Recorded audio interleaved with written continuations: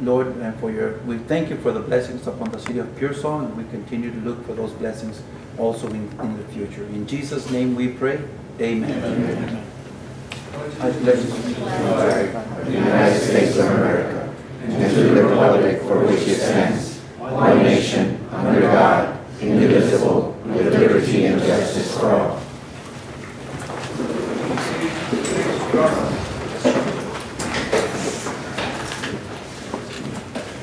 Anybody wants the extra chairs? There's a really chair back there. Everybody's fine? Judge? Well, fine, thank you. Moving on to item number 4, citizens to be heard. If you can. Yes, sir. James Cindy. Hi. The reason I put myself down on the list today is because I wanted to talk to the city council and the citizens that showed up here tonight just for a few minutes about Walmart. Walmart is still interested in building here. Walmart wants to come here. This morning, folks, they came here and they took soil samples from a place that they want to build a place here. All I'm saying is, this isn't Fred's Five and Dime, this isn't another dollar store, this is Walmart. And they're going to build a bigger store. And we really need to be interested in this, and we really need to be calling people back.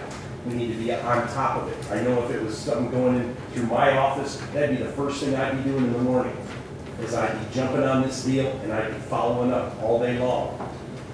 All I'm saying is, guys, I know we got the Eagleford, but let me tell you what, when you put where does the city get its money from? We're not getting, at least I may be unaware of it, but I don't know how much money we're getting from Eagleford. I know we're getting money from sales tax. I know we're getting money from other taxes, hotel, motel, stuff like that. That's where we got to invest our way so that we get more money. Walmart comes here, there's more people that are going to want to stay here. There's more people that's going to have more sales, bigger sales. Think about it. If you drive, and I'll guarantee you, because I've thought about this many times, I've come and talked to y'all before about HEB, back when we did that. But if you start in New Braunfels, go to New Braunfels, because I know there's an HEB in New Braunfels. I mean, not an HEB, a Walmart, right on I-35. Then you just leave that place and you drive south, all the way to the Mexican border. You will never pass another Walmart. Never. You'll go by one, let's say, Southwest Military Drive. If you go down about 5 miles to the east of I-35, you'll come to a Walmart. But you're not going to come to one on, and now they're talking about building one maybe in Dubai, but they're still interested in building a big one right here. How much do you think? It's the only one, the people in Mexico coming back and forth, and you know we got millions of them coming back and forth here all the time. And then they're going to want to stop. They're going to want to say, before we go back home, let's stop at Walmart there in Pearsall and get this and get that. And we benefit from the sales tax. All I'm saying is, man, this is a bonus. We don't want to let this go. This is something important. This is something we can generate money from. And then what do we do with it? We build better streets. Everybody's going to be happy around here. You guys are going to be the bomb because you did all this good stuff. You're thinking about us. We're not the big shots sitting up here. The people put you here because they know that you're capable of getting stuff done. And that's why they wanted you up here. And we all thought that you were capable of getting stuff done. I've talked to some of you about things, and we would just like to hope that you help us out with this Walmart thing that we got going on. Let me tell you one thing. I sat on the hospital board, I don't know, 20 years ago. And where were we? We're over here on Berry Ranch Road. Now, what does that place look like right now? And we moved. We had the hospital there. We wanted to build a new hospital, so we had somebody willing to give us some property out here on the highway. We picked that place. We paid the person. We weren't given the property. We had to pay them over $300,000 for it. We bought the property. We built a new hospital. And all of a sudden, Geo comes along. We didn't know Geo was going to come along. Gave us how many jobs? Then all of a sudden, look at all the things that have been built out there. Once the hospital came, Geo came. The next thing you know, we got HEB wants to build out there. HEB comes out there and builds out there. And I'm not saying some of the stuff isn't because of Eagleford Shale. All I'm saying is, look at all the stuff. It's like, build it and they will come. I don't know what's coming. I didn't even know there was such a thing as maybe a Tractor Supply before they built out there. I did know, but That was one of the minor things. I didn't know a new Tractor Supply was going to be out there. I didn't know John Deere was going to be out there. I didn't know Los Cazadores was going to be out there. All these businesses will come. Everybody in town has got an opportunity to work. And the elected officials, you guys benefit from this. They like you guys because you're bringing business to town. I mean, now you can go out here all day long and say, oh, I'm for bringing new business to town and I'm for doing it. Yeah, well, how many have you brought here? All I'm telling you is, you bring Walmart, next thing you know, you got Whataburger, or you got, who knows? I don't have any idea what's going to come. I had no idea what was going to come when we did the hospital. All I'm saying is, if we look forward and we're progressive about this stuff, we're going to have a heck of a town here, folks. But we need to keep pushing. And my son said something to me just a little while ago. This is not destiny. This is something you got to work for. And there's, I don't know how many other cities out there that are wanting to say, I want that, and if Pearsall don't want it, we'll take it. And I don't blame them. I do the same way. If Divine can take it away from us, they darn sure will, and I wouldn't blame them a bit, because they want something out of this pie too. All I'm saying is we've got to be on top of it. And then we could really do a lot better than, and if that means we have to get tax abatements, my son works, he's got a pretty high up office in the city of San Antonio. And he says, this is the way business is done in cities. This is the things that cities do to get these businesses. I don't care, San Antonio would be General Motors or someplace, you know, they got a bunch of Walmarts already. We need business like this. And I don't mean to take, I know I only have 3 minutes anyway. But once I get started, it's hard to stop. You're at 5:42. Yeah, really. But anyway, that's what I wanted to say. I really do believe that this is a great project. It's good for our people. And I don't just mean the people that work there, because it'll be great for the people who work there. But the taxes it generates, the other businesses that'll come, will provide other jobs. You won't just work at Walmart. There'll be, you know, Josie's nail store, or somebody's going to build stuff next door to them. There's going to be stuff out there we never even knew came. I hear that, well, I don't want to start rumors, but there's a lot of other businesses that you would never think Pearsall would have. And this is just a start, but we have to keep pushing and pushing and pushing. Thank you very much.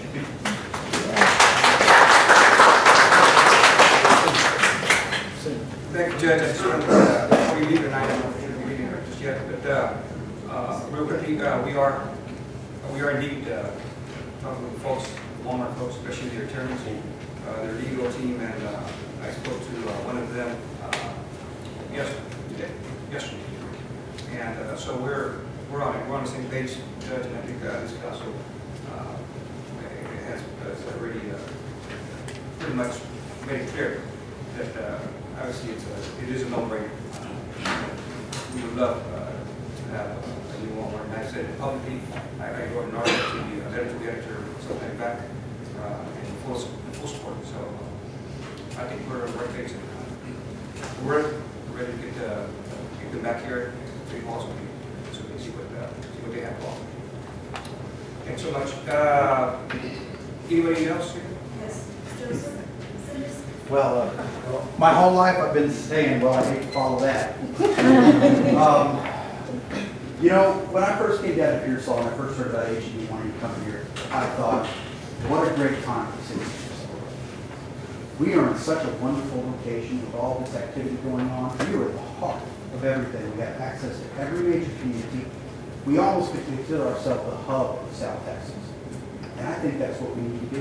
You know, I've seen a vision of Pearsall being a retail destination. You have HEB. That was step one.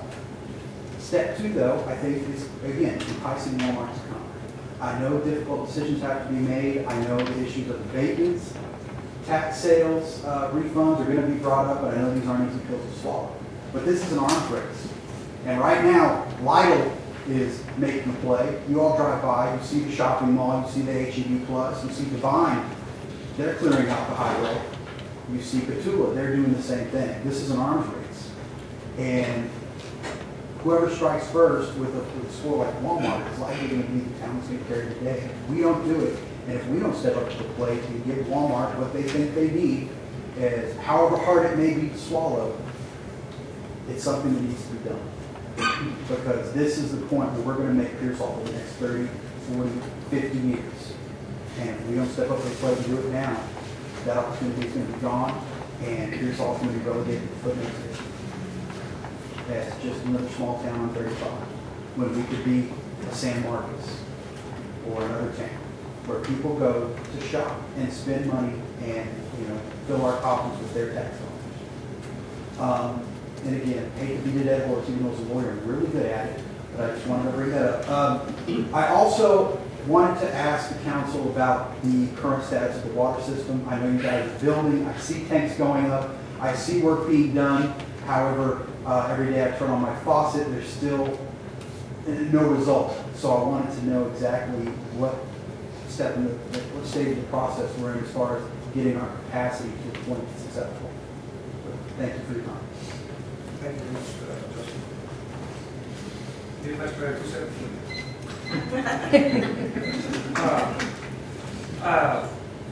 Justin, you can stick around. We have our engineer and his staff, and they can answer those water questions. You're right. The things are moving. The storage tanks are in place, and you're getting ready to crack the tanks. And we did have an issue, or one of the. Tell me, John. One of the wells. The wells have the motor on the wells. Yeah, so there's another name. Water. Yeah, it was last week. I know it was last Thursday because I got calls during the Spurs game. So anyway, we're moving right along. Next.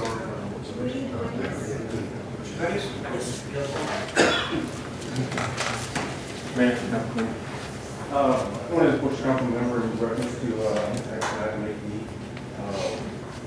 seek our council approval or utilize that street to access the draft, which is adjacent to the block level subdivision.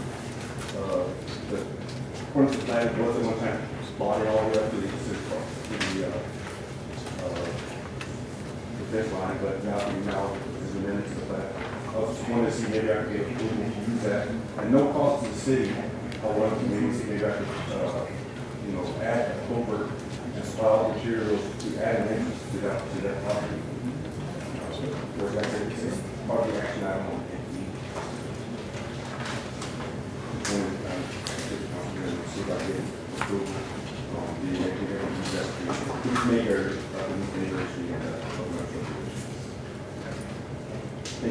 Thank you, Commissioner. Next thing.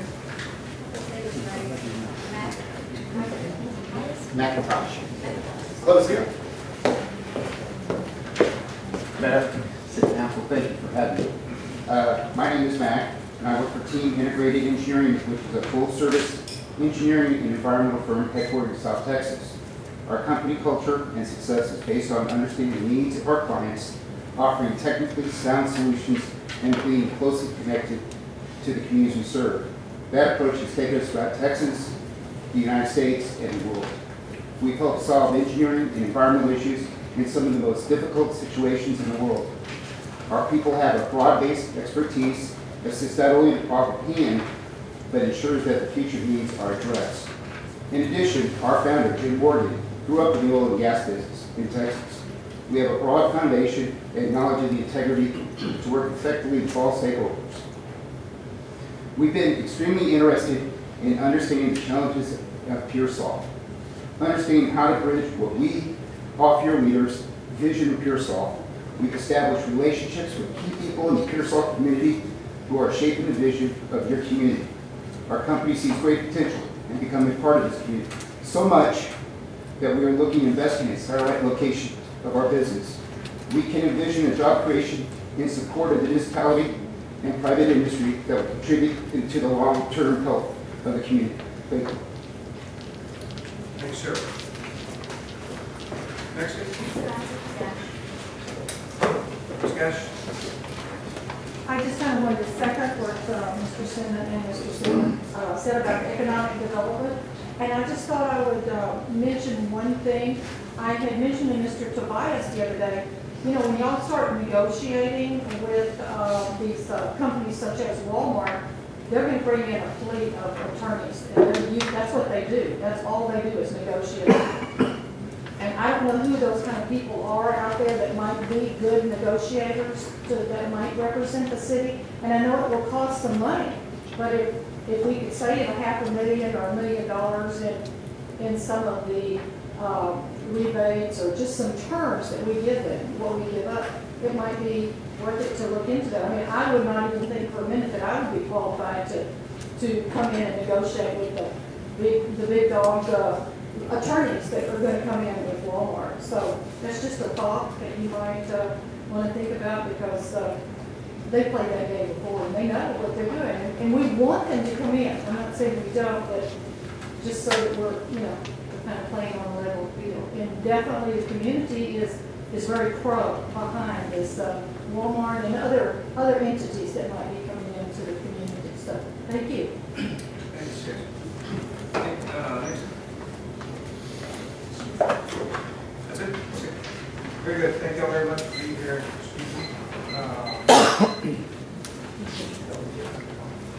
Moving on to item number 5, action on agenda items. All matters on the agenda will be considered by the City Council and will be enacted by motion resolution or ordinance.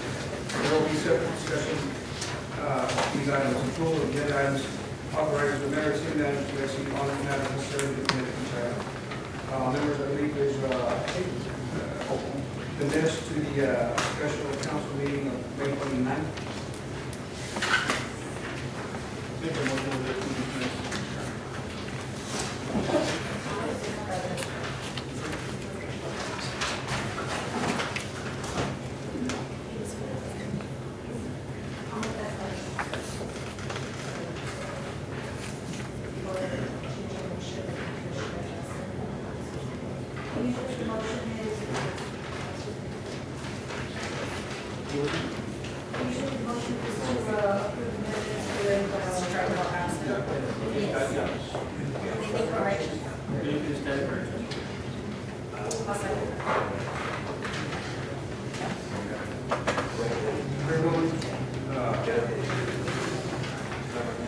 Okay, any other questions, concerns?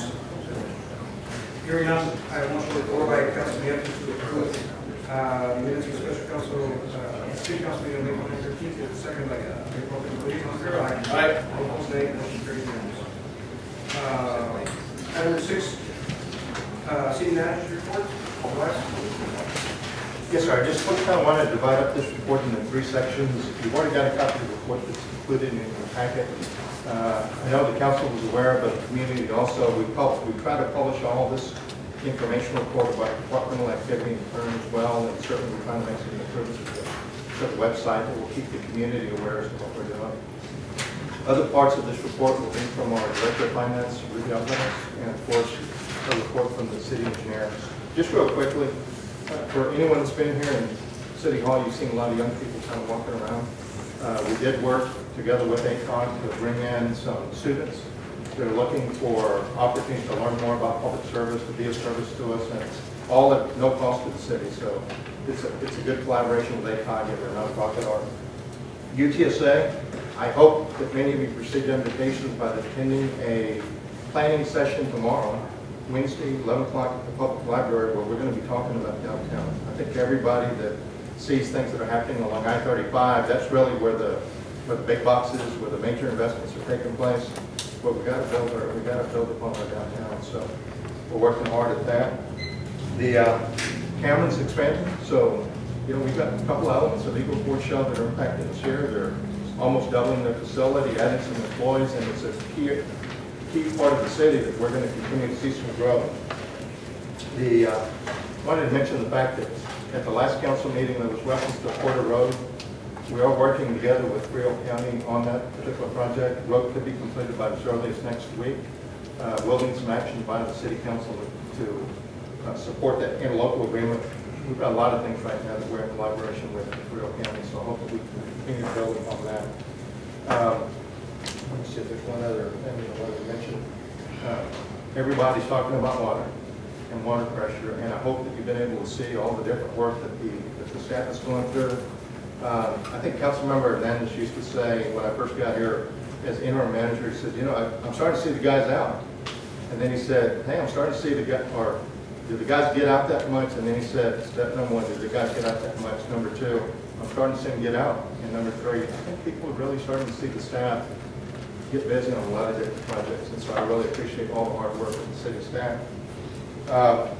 We did repair a water well on the North Station over by the ISD. So we begin to see a lot of improvements in the delivery of water. I think we've heard for a number of months, water pressure, water quality.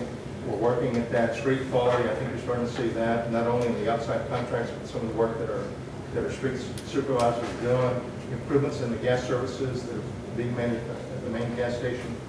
So I hope that you're seeing a lot of significant public investments being made. You know, but we don't have all the money in the world, so we've got to be strategic in what we're doing, how we're doing it. And we're going to need support in those areas. Last two things have to do with upcoming events. We've talked about the meeting tomorrow. However, on July 26th, 27th, I know that Councilmember Avisa expressed some interest in attending a TML training session for new council members. It's for the new, but it can also be for the folks that have served in the past as a reminder of a number of things that are important in operating these kind of meetings. So if you're interested, please let me know. To talk about our finances real briefly, Rudy Alvarez, our Director of Finance. Thank you. If you saw on your packet, the balance in the pool cash was $2 million. About half of that is in the operating accounts, and the other half is in dedicated funds, which are not available to the city to run the city business. General fund is doing good. It's got revenues over expenditures of over $400,000. Water and sewer is running behind by $120,000, but we expect that to be made up in the summer. It usually goes up to about 50%. So that's what we expected. And gas and garbage are running about a break even. Any questions?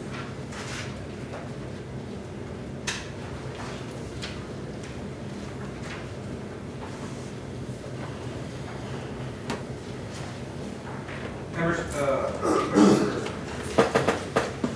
Thank you. thanks, sir. Next piece, real quickly, the city engineer should give an update on And that. I guess I'll cover both items, I guess, project update and also the city engineer update. As far as the project updates, all projects are running smoothly.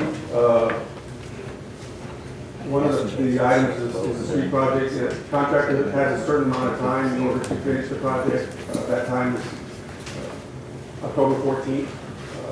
It looks like they're moving a little bit slower, and if we see later on during the project that we don't feel like they're progressing in a timely manner, that's when we'll notify them. In fact, we were going to send them out an email today, letting them know that if they did not complete the project, within that time frame, that we would charge them liquidated damages. So, just to let you know. The other project, one that came up, is the ground storage project. They're working on the piping to tie in the ground storage tank to the existing ground storage tank. That way we can utilize the two ground storage tank for pressure maintenance. The Cherry Street should be complete by Friday, and the north ground storage tank hopefully by the following week. Part of the reason though for the pressure problems we're having is one of the wells was pulled, the column piping was replaced, the pumps were replaced, but the motor was bad. And they're in the process of addressing that issue. As far as the project updates, any questions as far as the project or where we stand? Oh, and the other issue on the project update, Mr. Tobias and myself also met with city staff to make sure that once everything is up and running, that all the other items associated with it, like some of the pumps and things like that, they're running properly. And in fact, the city was working on one of the pumps, actually replacing one of the pumps today, to make sure that once everything's up and running, that we don't have that problem. Any questions? Yes, what's the update on Pearsall Road? Is it almost completed or completed? Piedmont Road, the water line portion, is complete. Am I correct in saying that? Except for some minor items that they have to We address. have a couple of items that we're lacking, and we will start the sewer on Monday. And all of y'all know Rick Garcia, right? He's here on a daily basis. Yes, Yes, I Well, if you ever have a stopped. complaint, make sure you do it. I've never seen the guy. Well, if he's not here, then he's not working. And I always ask for you too, and he told me you were in Hawaii. I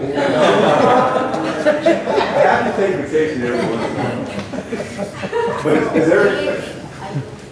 is there a question as far as the water concern and the pressure? I want to make sure we address that. And part of the thing we have, the problem right now is when one of the wells is down. I think if the word I was looking for was booster pump. Booster pump, yes. And that's their, The booster pump, in fact, I think John was putting one of those in there. yes.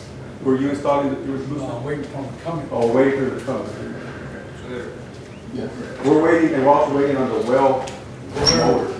That's the big one. We need that well. And then the other item is the other well. The well on Kamal Street should start the middle of July.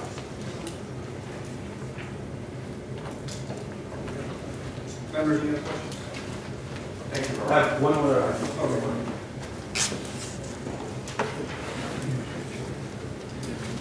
This item was brought up at the last council meeting. Yeah, I was on vacation, but I didn't miss any council meeting because y'all didn't have it. One of the items that came up at the last council meeting was looking at Porter Road, Gilliam Road, and then also we looked at Z Street to see if we could address those monies with the bond monies that are available. And if you look at that first item here, that is the construction budget. It shows that we had approximately 2.7. Contractor amount was 2.1, which that's about 558,000.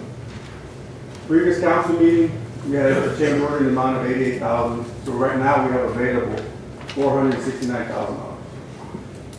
Evaluated Z Street, looking at the drainage there, and also all y'all familiar with Z Street, where there's that concrete ditch, and then there's concrete ditch that ends, and then it ties back into the street.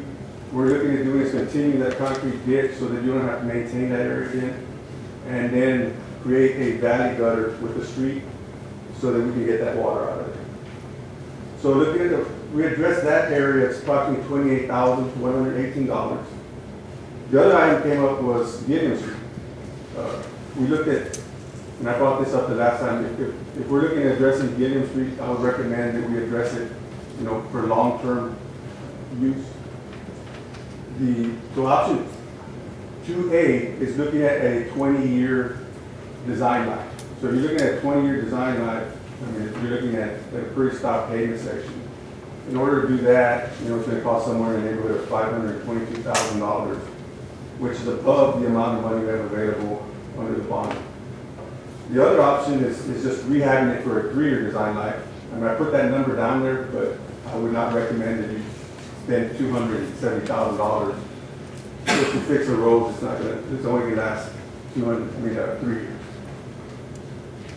So what my recommendation, and Mr. DeBonis, we talked about this, was recommending Z Street, addressing Gideon through another avenue, such as through the tip, use some other method that we have available to pay for that. So if that's council's wishes, if you subtract the $28,000 from the $469, you're looking at $441 approximately that we have available still under the street project for the street bond money. What I would recommend is whether you do it now or if y'all want to talk about it and maybe at the next council meeting, come up with a list of streets that we might be able to address. Are you going to get a vote for Arnold Street? If the council wishes Arnold Street, I know Arnold Street was on the initial project list, and then it was taken off. Same thing with Gideon. So you can either decide right now what streets you want me to look at. What I would recommend is come up with a list of streets. I'll get with the contractor and I'll show you what it costs for each, because we have a whole bunch of bid items for each, whatever we're going to have to do. List the streets, and then I'll give you a number of what each street would cost, and then you can rank and prioritize them and see how much of that work we can accomplish with the $440,000. We'll take that consideration and come up with doesn't matter if there's any streets that, And I know, There's a lot of streets. Yes. Or that. So we'll just hold off on changing order and whenever we decide what other additional streets we want to address, we'll add Z Street to that along with the other streets. very good. Any questions? Mayor, can I ask a question, please? Absolutely. Robert, on Z Street, how far is it going to go, just to Colorado Street? Colorado, and it's just going to get right there to the, It's not just going the elbow. to go up Puente? I don't think we're going all the way around Puente. No. On Puente, there's only partial drainage, it's got cement, and then the rest of it is just a dirt and grass now. Yeah, well, Puente is the one up north of it. Right. The one would be south of What we're looking at doing is, you know how, I don't remember it's Puente Street. One to south. Puente south of, From Colorado. yeah. From Colorado. From, But we can street line with, you know where the concrete ditch is? And then the ditch ends, and then you have that section of grass. And then it just runs back down to that. Well, it'll be off of from Z Street, it runs down to Colorado and then to Puente. That's what he's addressing. Yes, all the way to Puente. The concrete won't. The concrete will end right at Z Street, and then we'll redo the roadway and create a valley gutter in the roadway where it switches from concrete to the pavement, but it'll be off to the edge of the pavement. But it's not going to go up to Puente and then towards the... No. Can we address that later on then?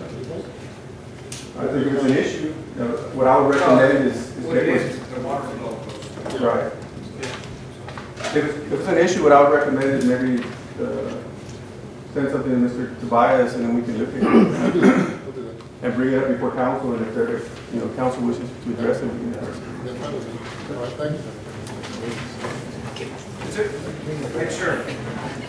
Okay, moving on to item 7.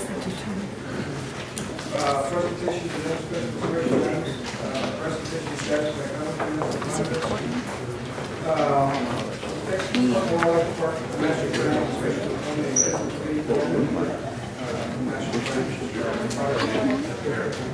Yes, sir. As you know, City Council contacted. Does it say REC on there? Associates in August of last year. And we just want to kind of provide an update. Yeah, we're all blind.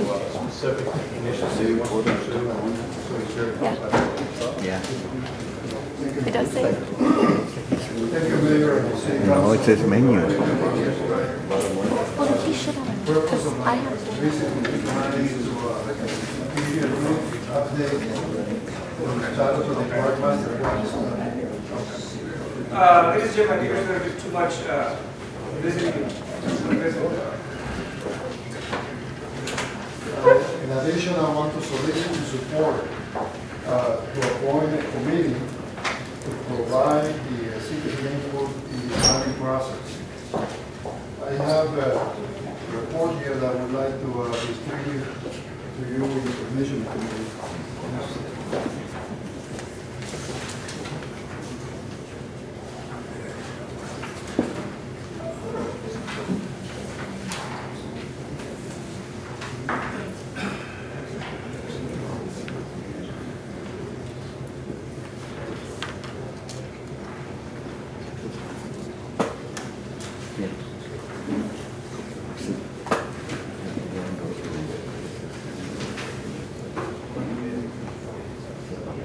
Ago, it was very disappointing to learn that the legislature had done away with the funding for local parks grants.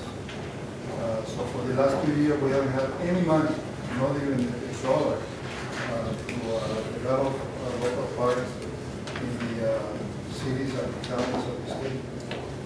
However, this year, the legislature reinstated the program partially. About half of what it used to be in the past. $15 million have been approved for the local park fund program. I have included phase 2 and 3 of the memorandum there. The newsletter of the Texas League of Conservation Boards. On the second page of the newsletter, you can see that they are announcing that Parks and Wildlife will have $15 million for local parks. Again, this is not a lot of money, so this will make this grant cycle very competitive. If you remember, Parks and Wildlife every year conducted funding for local parks. Frio County has been a recipient of 2 of these grants. One that was used for the Bigfoot Little Park, and the other for the Camino Real County Park. Both of them were funded at the level of $500,000.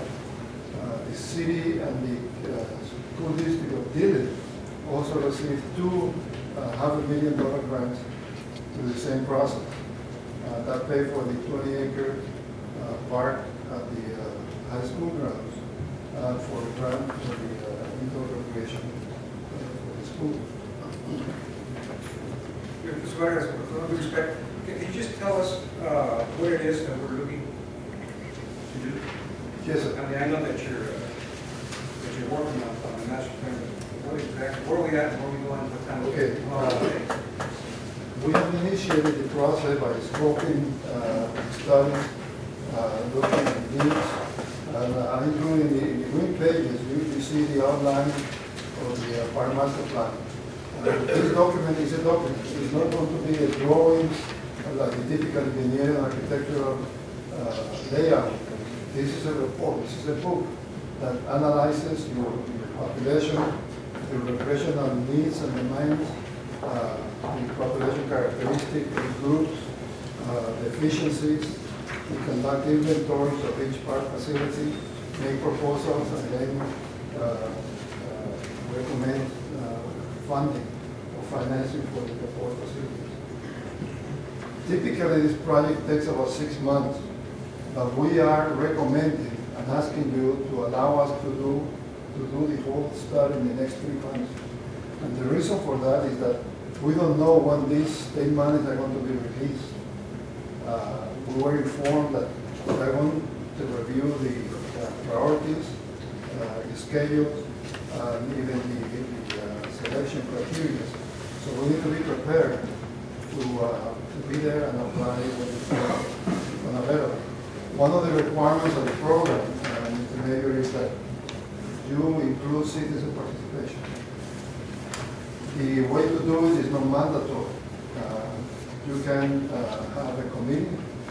You can seat the governing body at the citizen participation. Some counties like to do that. They like to have the commission report the citizen participation. We are suggesting and recommending to you that you appoint a group of 5 to 7 persons. Not too large, because when it's too large, you can never have quorum. Not too small, so you have a cross-section in the community. We want to see people from the school. We want to see the coaches from the school. We want to see business people, county representatives. Sometimes these projects overlap each other. We want to have 1 or 2 council members. And we don't have to have that group appointed tonight. But we're requesting that you consider local citizens that are interested in recreational park and participate. And because we have to demonstrate the process, we see one of the items in the outline is the planning process. How was this plan prepared? And we want to be able to claim that if we have meaningful citizen participation. Do you have any questions? I'll be glad to respond to any questions. Thank you, Mr. Vargas. Any questions? So last, basically, we just that's a appointed committee. Can you work on that? I'll work together with you. Thank you. Thank you, Mayor.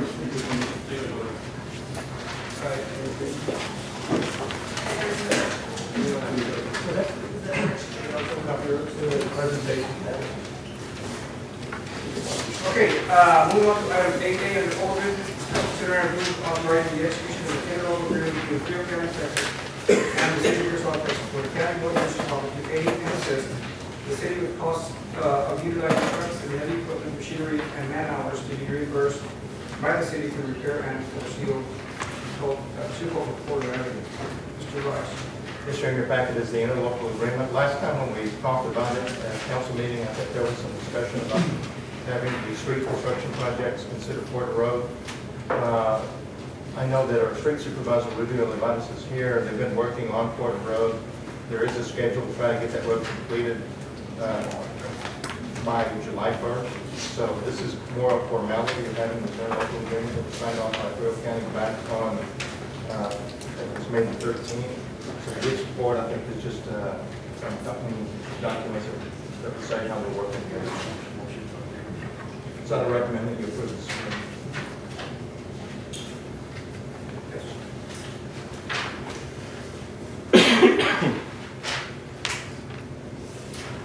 First of all, I need a motion to untable the, I think this, was this, yeah, was it? Okay, what's it? Make a motion to untable item. Okay, I have a motion to untable item 8A by Councilman Valdez, seconded by Mayor Pro Tem Luis on your right. All opposed, nay. Motion carries unanimous. Okay. Members, I think, yeah, it's in the packet and it's really consolidated formality. The county is assisting your equipment and all they want is their fair share of reimbursement. So, anybody has any other questions, members? My recommendation is to move to approve. Mayor, I'll make a motion to approve. Second, I have a motion to approve the interlocal agreement between Phil County and the City of Pearsall. Motion by Councilman Valdez, seconded by Councilman Guerrero. Your aye. Aye. Opposed, nay. Motion carries unanimously.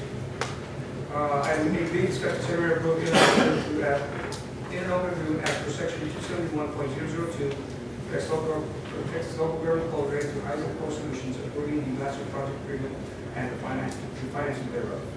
Yes, sir. Mayor, as we get ready to talk about that item, if we could follow it up with item 9C that also talks about the financing of this project. Okay. So, the basic one. 19 first. Financing. Mayor, council members, for the record, Robert, beginning with this time of Hosa. Leave the item to have this presentation out. And it's in reference to 9C.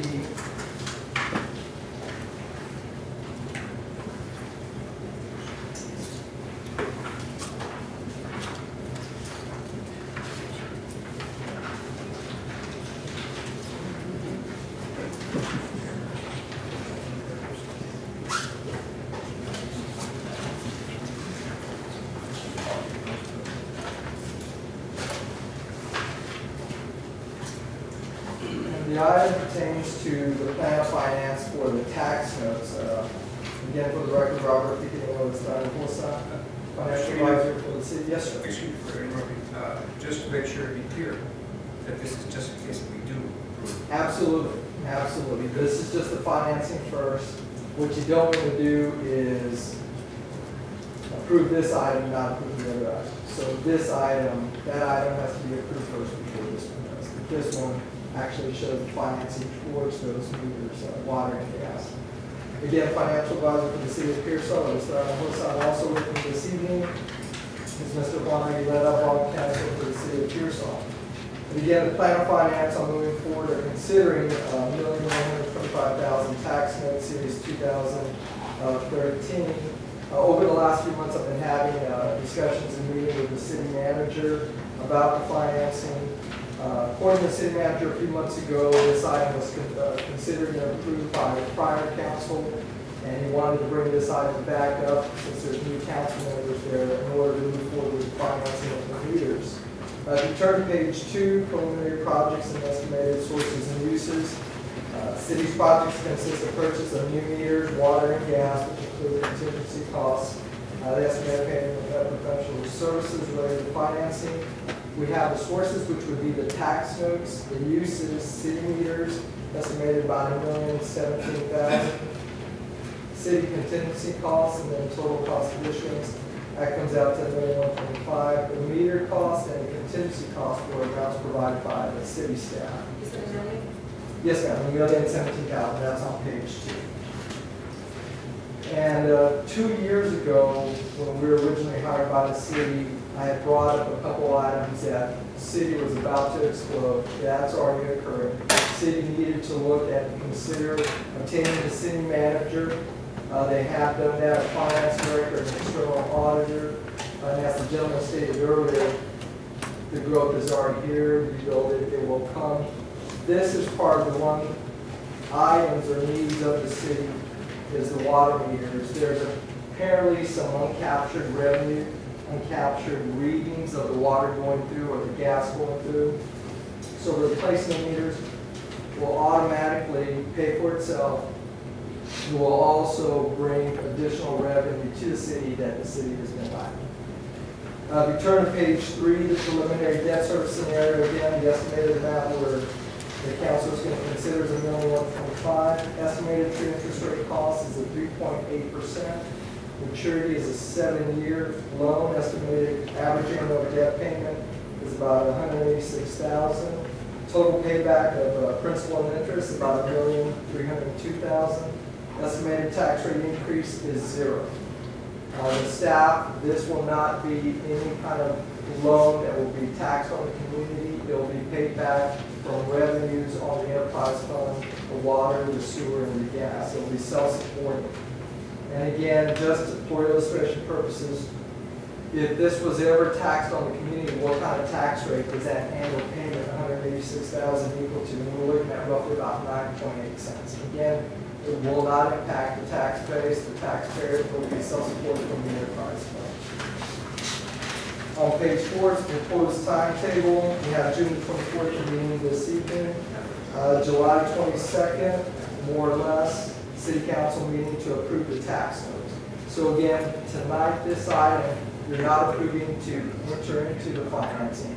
All you're doing is approving or considering to approve for us to move forward, go out there, obtain the lowest rate possible, bring those terms back to the City Council roughly on July 22nd. And at that time is when you'll be approving the financing as final, if it is approved. And again, you would close on the financing on August the 22nd. That's when you would receive your funds in order for you to start moving forward on the project. On page 5, proposed financing team. The issuer is City of Pearsall. You have financial advisor, bond counsel, the purchaser, and paying agent. Typically the bank, the lender that will be loaning the funds to the city. Last year was BBVA Compass on the $8 million COs. Is there any questions from the council or from staff? For myself or for Ms. Aguilera? Robert, just from the standpoint of looking at the March 23rd, we were talking about interest rates of less than 2%. Yes, sir. Rates have gone up over the last couple of weeks, and there was a lease opportunity a few months ago. Those rates were probably north of 5%. For the last 2 weeks, you have seen rates go up. We're hoping that it's going to be lower than this 3.80. We put it at 3.8%. The financing that we did last year, the $8 million COs, that was roughly about 3.8, 3.6%. We're hoping the rate's going to be lower than what we indicated here, but it's a cushion, not knowing when or if the city council is going to decide to move forward with financing. But again, we're hoping the rate would be much lower than this. And we really do feel strongly that it will. Talk to your auditor earlier, the fund balance on your audit for 2012 looks to be a lot better, or not a lot better, but better than it was in 2011. And the 2011 fund balance was really strong and we added to that. So that's going to also dictate what kind of interest rate you would obtain on this financing on the other financing.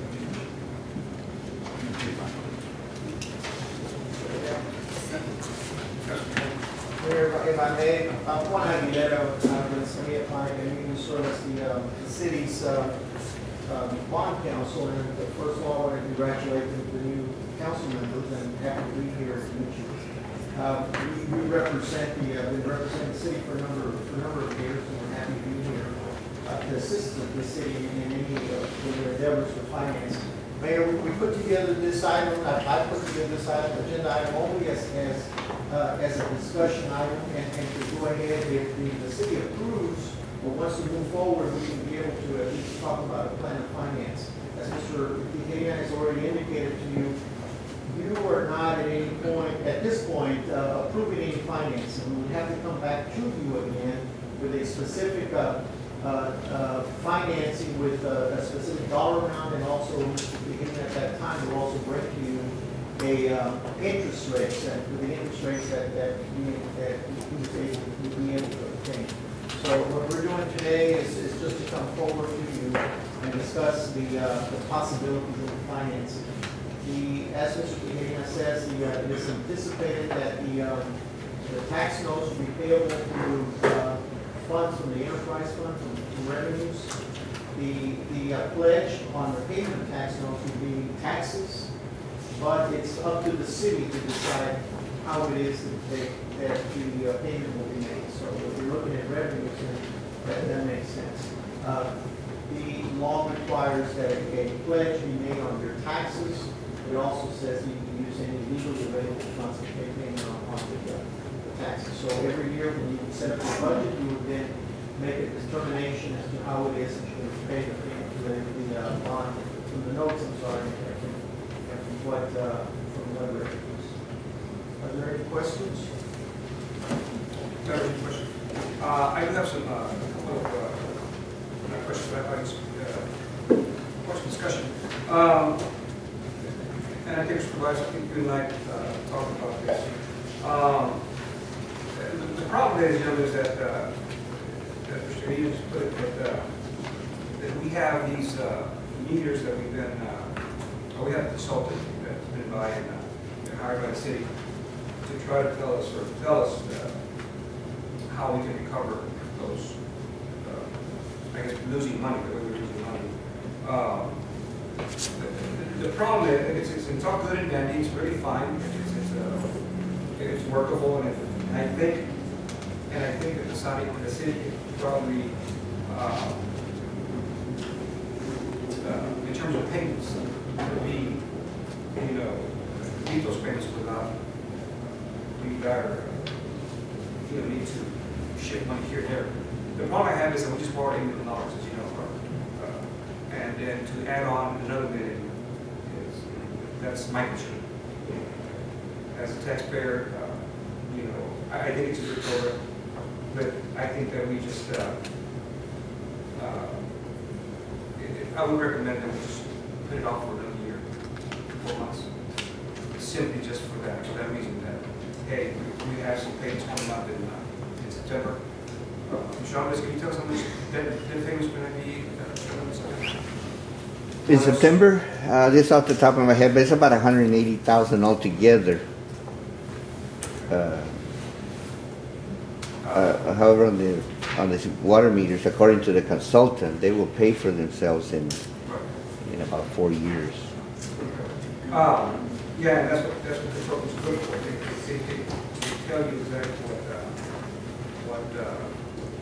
you want to hear. But and like I say, it's not a bad project. The only thing that's bad about it is the timing. So members, I don't know how you feel. One of the bank wants money and then cancel back, to improve your business. So that's more of that to your debt that you owe to the bank. So. Any questions? I got a question, Mayor. How long, like I said, how long would this whole process take? Say, starting from today, if we were to approve, allowing them to look into financing, and to actually have meters installed, we actually collect our first payment from the consumer. From this day, how many days or months, or how long would it take? Do you know? I haven't seen the contract with Hydro-Pro. If Chris Phillips is here with Hydro-Pro, so he can tell me the date. He's the one who will be installing the meters. But it would be a good amount of time. It's very quick. It's a very rapid deployment. Once council makes all required approvals for the project itself, as well as any funding they're attached to, then we would have the materials built at the plant, probably on site within about 4 weeks, and then we would start the installation process and average anywhere from 100 to 200 water meters a day being installed. So those would be installed very rapidly for the smaller meters. Any special scheduling issues would take place outside of business hours, for hospitals or schools. And they would start generating revenue the moment they're recapturing lost revenue the moment that they are installed. So you'll start seeing that in a fairly rapid pace. Mr. Alvarez, do you have any idea on the dollar amount that we're using annually due to the meters that we're currently using? Well, according to the audit report, we lost $112,000 last year in the enterprise funds, the water and gas. It wasn't due to the meters, it was due to the people reading them correct. I don't know what it was due to, but we lost $112,000. Also, we have a very high outstanding debt in the utilities, almost over $900,000, I believe was. That's not being collected. How much do we have that's not being collected? Well, this is over the years. Yeah. And that's being collected, that's nothing to do with the meter. Yeah. It's the people that are looking at those meters, because when I was here 4 years ago, 3 years ago, we had that problem that they were being read incorrectly. The meter was fine. We did have some broken meters that we have replaced. And I know that they were replacing them monthly, as they had so much money in the budget, they would replace a couple at a time. But I know it wasn't the meter that was the problem. It wasn't being read properly or they were broken. I think this particular investment, just to give some additional background on the utility rate study that was done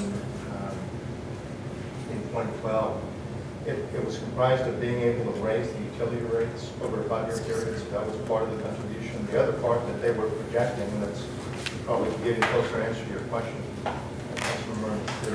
is the fact that when you have the time spent by the meter readers, however many we have, I forget how many we have on staff right down there, and their need to go by and actually read meters compared to reading it electronically.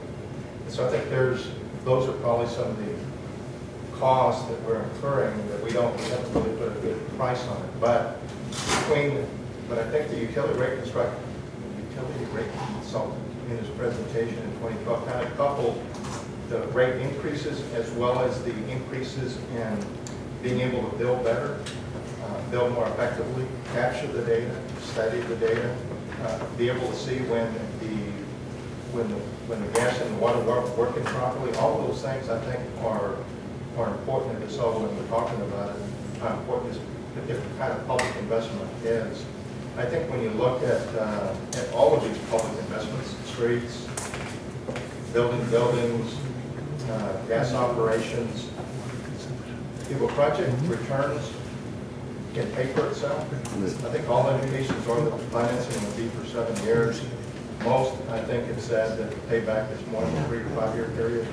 It's an important consideration. So I just want to make sure that you understand that the study really was the kicker behind here's things that we should be looking at because they're going to improve operations, they're going to allow us to be able to move people from one area where it's manpower, making it more technology oriented, and just being able to improve our building operations, which is, there's just a lot of questions about how you get the information in, you write it down, how you transfer it, how you key it in, and technology certainly is going to be a big consideration. Technology is good, but it's a lot of money.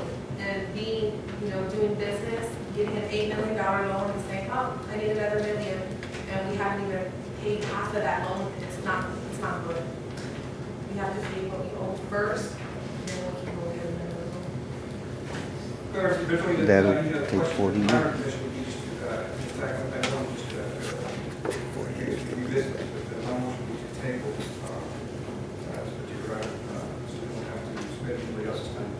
Perhaps maybe get some more, if I get some more information, maybe in a couple months or so, go back and iron it out, without having all that information.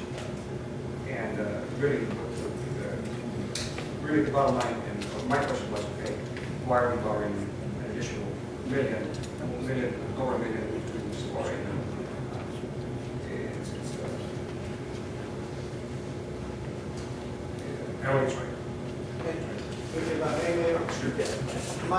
Our job is, as we've done in the past, is to come here and assist you whenever it is to do the financing. I think maybe we'll put the cart before the horse. that the question is really whether you need the meters or not, and you all are in the best position to be able to make those decisions. So the only thing is that, and how it is that best meets the needs of the city to be able to make your payments. I think I hear all your concerns. So we're happy to be here at any time, you know, whenever just whether you need streets or you need water meters or whatever it is, you know, we come here to assist you and provide you means or assistance to find the money to be able to pay for these projects. And sometimes when you're going through growing pains and you're seeing some things, a lot of times those are things that you're going to have to address and let us know when we have to come here to provide you. Again, it was just an item for consideration. And it would necessitate, again, once you make a decision what you want to do, for us to come back again, and then for the council to take action.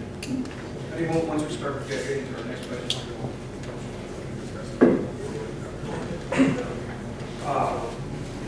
Reference to get some council knowledge, we're asking if we just revisit this. Members, that will be my recommendation. We have a motion to table the motion. Motion made by Councilman Nieto, do I have a second? Second by Councilman Isa. On your right. Aye. On the opposed, nay. Carries unanimous. Mayor, the county carried AB into the account. Sorry? Carried AB into the account, and then based on the finance. B and C. B and C. B and C. C is on the account. I think B. C is on the account. I'm sorry, Councilman. AB is contingent with that one, with the financing. Right. Yeah, your motion to table that? We'll do it right here. Now, I'll make a motion to table A. Okay. Let me read real quick. A, discuss, consider, and approve interlocal agreement as per section 2702. Master project agreement financing thereof. First of all, I need a motion to untable. A motion been made by Mayor. To untable AB, do I have a second? Second. Second by Councilman Nieto. On the right. Aye. Opposed, nay. Carries unanimous. Okay, now AB again, do I have a motion to table? Motion been made by Councilman Mayor Pro Tem Rodriguez. Second. Table by AB, seconded by Councilman Nieto. On the right. Aye. Opposed, nay. Motion carries unanimous. Okay, thank you. Item 8C, discuss consider approval of payment of invoice submitted by S&B Infrastructure. Mr. Tobias. So we've been looking at this particular contract, and there certainly is just a lot of question and conjecture as to what the intent was. I think many understood the contract to be, if we secure funding, then we would have to pay for this amount. But in asking for legal counsel's opinion on that contract, he feels like it's doing things. So I think it, based upon my recommendation, I think we need to make it based upon the city attorney's recommendation. I think Well, it's based on council action, previous council action, not my just opinion. Master agreement of February 24, 2012, we approved an agreement for professional services, the scope of services. I don't know if that's in your package.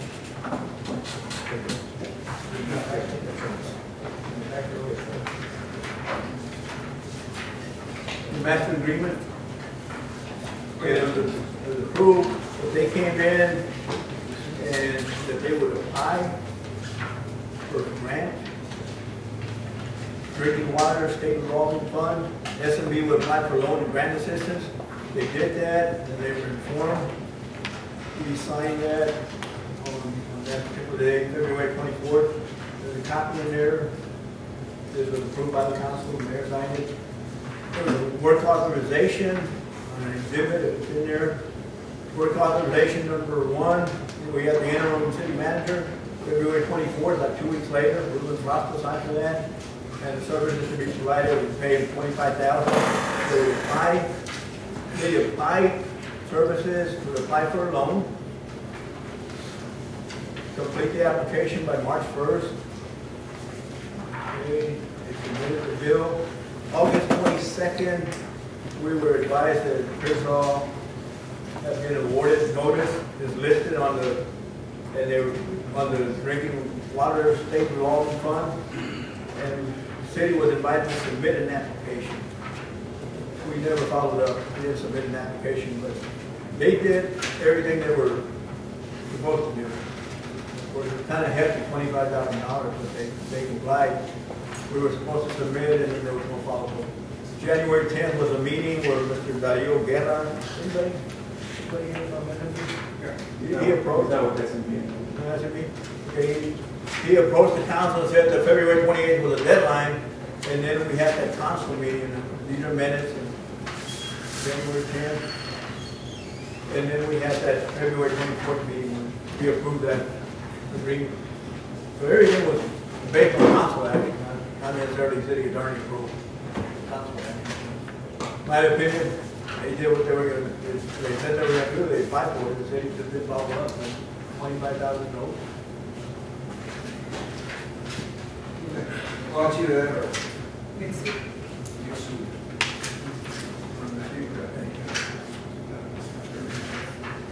Okay, members, any questions? I make a motion to pay that bill. Motion to approve payment of invoice submitted by SMB Construction. Do I have a second? Second. Second by Councilman Rodriguez. Members, any other questions? Hearing none, all in favor, aye. All opposed, nay. Motion carried unanimous. Item 18, discuss, consider, and approve ordinance 2012-172 calling for removal of obstruction on the Club Vale subdivision. Is that what Mr. Grant is talking about? Yes, that's correct. Currently at the end of the street, somebody dug a hole at the very end of the street to prevent anybody from going in there. And I was looking to see if we can get that removed. And of course, with council approval, would be able to allow me to use that street to be in and out of that property. And there's an ordinance, there's an ordinance, we had the meeting back there with Robert Yetta and Mr. Anzua and that. But the planning and zoning, what they approved on March 8th, and then what the city council approved is now what's out there. It's showing the drainage easement and showing that obstruction. And the obstruction, the main concern is the obstruction on the city right of way. So they showed the street going all the way, the pins all the way to the property. That's the essence of the ordinance, just removing that obstruction. And then hopefully the parties can get together and work on the culvert, and I think that's the money is that we can do it in the. I make that motion. Second. Any questions? Okay, motion been made to approve ordinance 2012-172 calling for removal of obstruction on the Vale subdivision. Seconded by Councilwoman Ayala. Neighbors, any other questions? Hearing none, all in favor, aye. Aye. All opposed, nay. Motion carried unanimous. Item 18, discuss, consider, and approve renewal term of the city attorney's contract for legal services. Action item. Mr. Miles, just very quick. Yes, sir. Very quickly.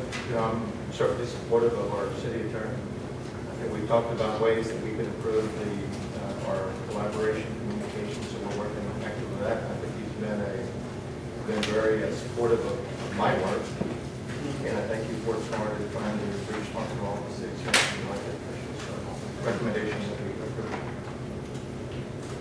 Thank you, sir. I left it blank. Mayor. We had discussed $100 grand. There was a prior motion, Mayor, this is all fairness to the council, there was a prior motion, and then we didn't get to a vote on the final vote. But my contract expires Sunday, June 30th, and I'm at $70,000. Just, that's what they're paying me right now. Of course, you guys paid 2 attorneys $60,000 for 3 visits. That's that version I made. Again, I just really follow the street by so much. I think we're all, or these gentlemen, in their capacity, be professional. And certainly expecting less than that, at least not here, it's not in front of me. And Mr. Lozano, I think you got a great job. There was issues that are beyond our control at some point. And, that having a good attorney to rely on and and one close by, actually, probably just yell across the street. So, members, just wanted to share that with you, that's the way I feel that here we're going to support what's on the road. So, members, any questions? Motion. Motion on the floor. Second the motion. Did you get a motion? Did you? Yes, I did. Okay. I second it. Okay.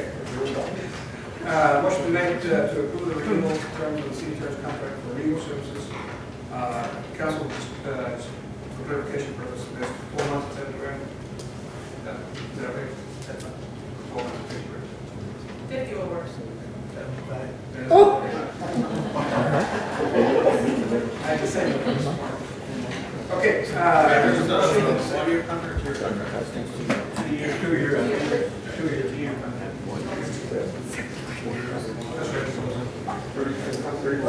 Okay, the deal, motion made by Mayor Fulton, Rodriguez, seconded by Councilwoman Alcantara. Aye. All opposed, nay. Motion carries. Okay, moving real quick to item number 9 on the new business, discuss consider approve renaming the field to Marcasquera DJ, known as DJ field at the Victor Williams Sports Complex.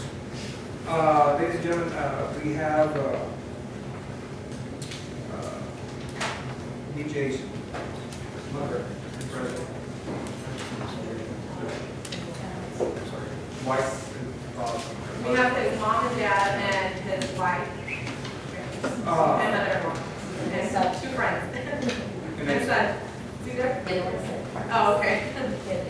It's my understanding that Mr. Scott was really involved in the Living Our Liberty program, especially with kids. And as always, I think this council is united on this, that you know, the kids are a future, kids need help. You know, and like I say, Mr. Scott was a coach, my understanding, and I think it's just something that we're brought to the council. It's just a good gesture. Do you want to say something? So, if the family wants to say something.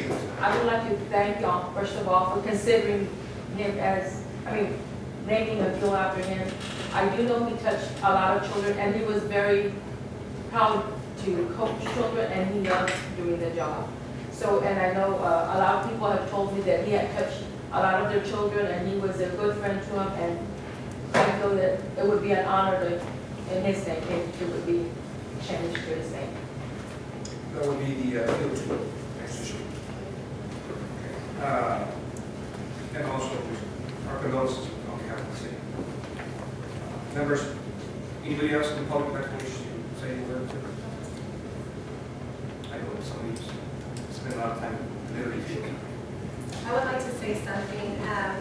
I knew BJ for a short period of time. I knew him when we were little. I've known his wife for a very long time. BJ was just a different kind of person. He was just so different. And he was just the type of guy, there'd be controversy with Little League, like always. And he would just shake his head, shrug his shoulders, and say, don't pay no attention, we got this. So this guy he was a good guy, he was a good father, a good husband. I'm sure he was a wonderful son. And he's just recently passed. And I only feel that it's only right that we name Field 2 in memory of him. That was the last field he practiced the night before he was killed in a car accident. He practiced there till 11 p.m. and he was killed the following morning going to work. He never got to coach his first All-Star game with his son, and I really think that it would mean a lot to them and a lot to those kids that played Little League. With that being said, I make the motion. Okay. Members, questions? Hearing none. Motion made by Mayor Rodriguez, seconded by Councilman Nieto, to approve the renaming of Field 2, Marcasquera DJ at the Victor Williams Sports Complex. Any questions? Hearing none. All in favor, aye. Aye. Opposed, nay. Motion carries unanimously. I have a question. Will you guys have like a ceremony or something to dedicate it? You're gonna put a sign? Yeah, I'm gonna get with Amy and the mayor, and the council members, we're gonna get together and find a platform. Okay. And then we'll set up a day that we go and present it to the field, and that we'll let the family know, as well as the paper know, when that's being presented to the family.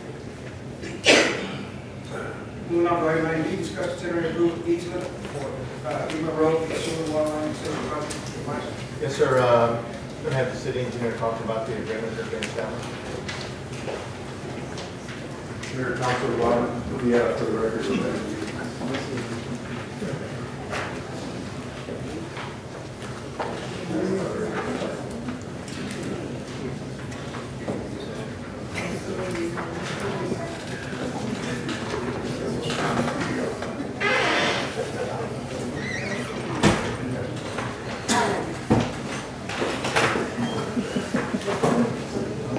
Mayor, Council, and just to address, I hope you guys addressed this earlier, when we had asked about the sewer line project. Still mind.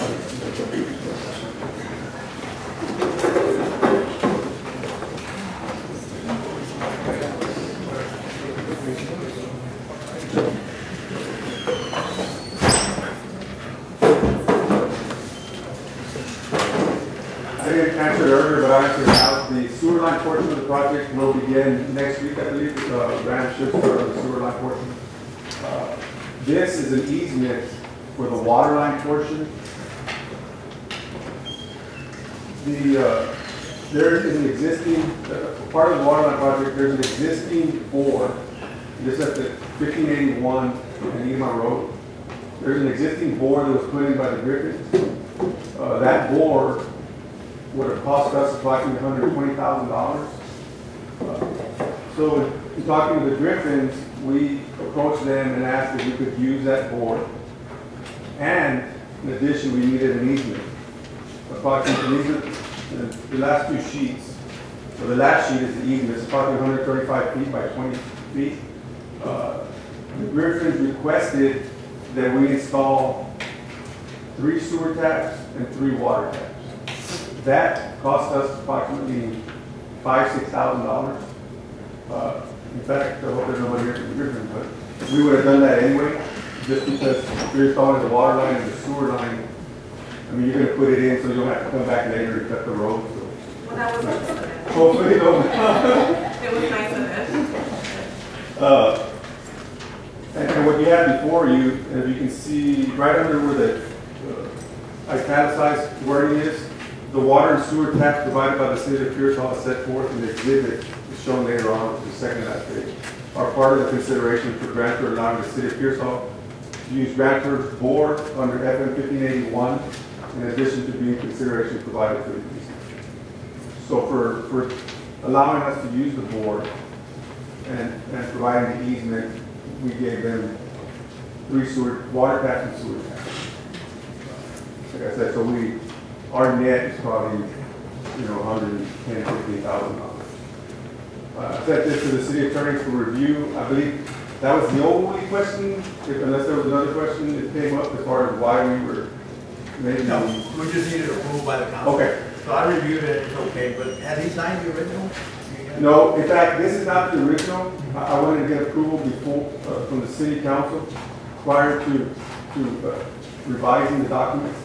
Because you can see on the last 2 sheets, there's some handwritten notes and things like that. I just wanted to make them instead of handwritten, put them in the computer and type them out properly. But I will present it once we make those corrections to the city attorney for his review, last review, and then for the mayor's signature. If it's council's wish that we go ahead and utilize the board in exchange for, and the easement in exchange for the services. Second. Any other questions? Yes, sir. And I never said we were going to do it anyway.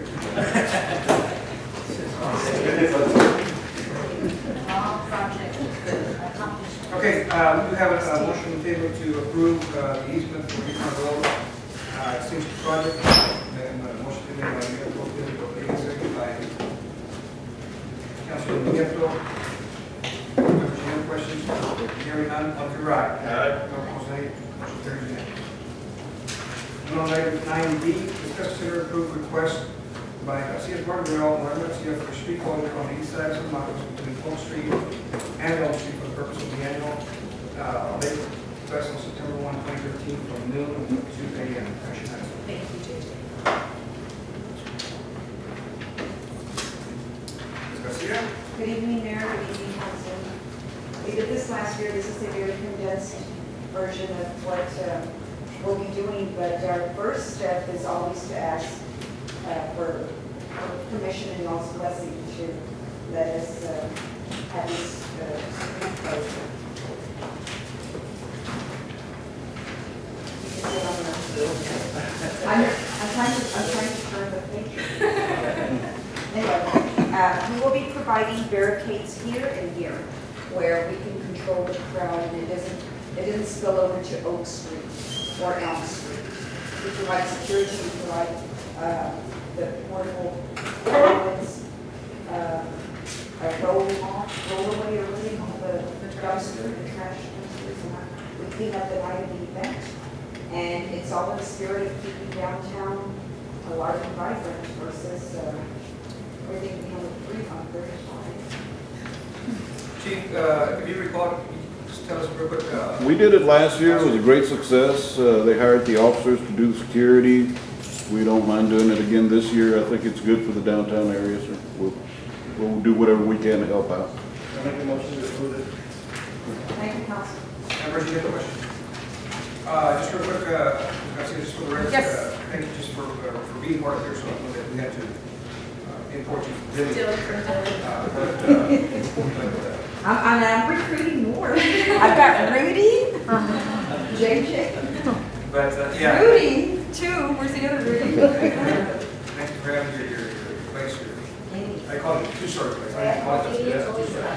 So, and I have dear friends who actually live there. Can I sing after so bad? Excuse me, can I sing? Yes. Can I see? Open mic. Open mic. Yeah, this could be, it's like the chief said, we did have our officers and the chief was on top of that as always. And, good to go. We recommend, I make a motion, actually, motion was made, to approve.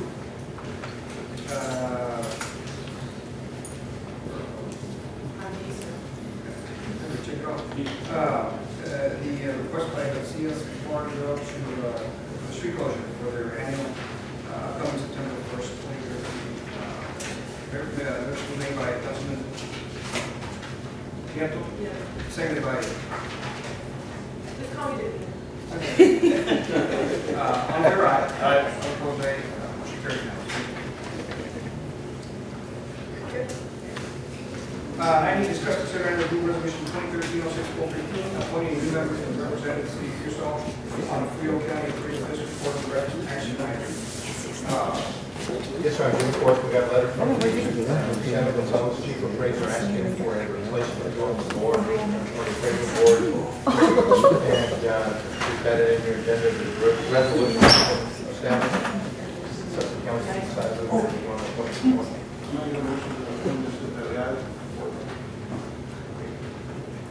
I think one. Can I make a motion? Yeah. Can I?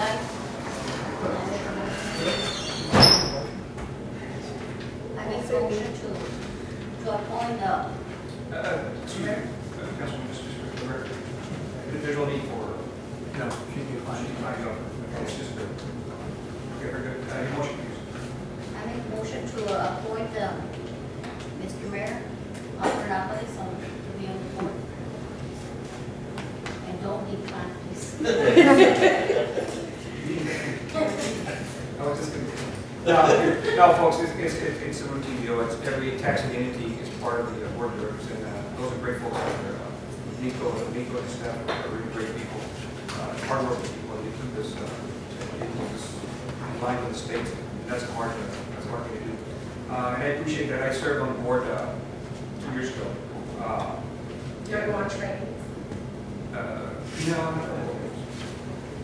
but anyway, I appreciate that confidence. But I do thank Mr. Councilman I Nieto. thought you had the time for it this way. Yes, I do have the time. There's a motion by Councilman Nieto to appoint the mayor to the Fair County First District Court, and seconded by Councilwoman Arisa. On the right. Aye. All opposed, nay. Motion carries unanimous. Item F, discuss, consider, and approve resolution 2013-06-416, approving the city's audit financial statements for the fiscal year ended September 30, 2012, as presented by Mr. Eli Gonzalez. I'm sorry, Eli Gonzalez, I'm sorry. Go ahead, sir. Thank you, good evening, Mayor, members of the council. I'm Ian Mendoza, director, partner with Gospel Management Associates. And we are pleased to serve as your auditors for the year ended 2012. This is our third year that we've served as your auditors. And I'm pleased to report to you that we are rendering a qualified opinion on the financial statements of the city for the year ended September 30, 2012. This is the type of opinion that you're receiving as a city. It's the best kind of opinion. There's only 4 reports that auditors make. And so you're receiving the best kind of opinion. Now, it did take quite a bit of work.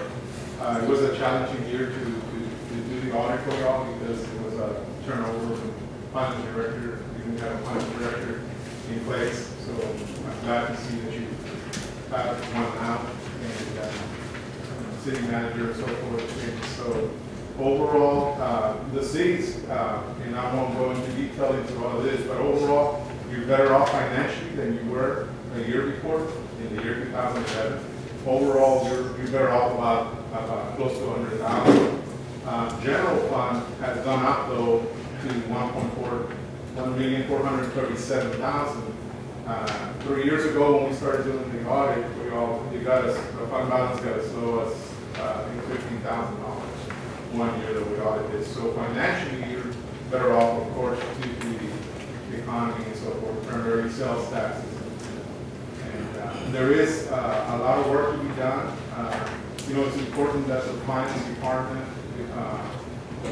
is looked at and is invested in because there's a lot of activity going on, a lot of construction projects and grants that you're receiving. So we have made quite a bit of recommendations on our report. I understand both of these reports have been made available to you. And so we're here also to if you wish for us to come in in a workshop format, to come and guide you through, to be able to go through in detail through everything. We do have some important recommendations that I think will help you improve operations and also enhance your revenues. One of the comments that was done before regarding the utilities, just the utilities that the utility department did decrease his net assets by about close to $200,000. He had mentioned a different figure, but then after transfers, your water and sewer operations had a deficit in their operations of about $220,000. And there's a lot that needs to be done there in the department. The elections need to be improved. You are billing, and so just being able to collect. You have a policy that you're going to cut off services after 60 days if people don't pay. That's really not being applied consistently. And about over 60% of the receivables, which is close to $900,000, are over 60 days. So definitely that's an area that could be improved. The area of court fines, also there's some improvements that need to be done. Your court fines have been increasing, and you don't have enough coordination between the police department and the courts department.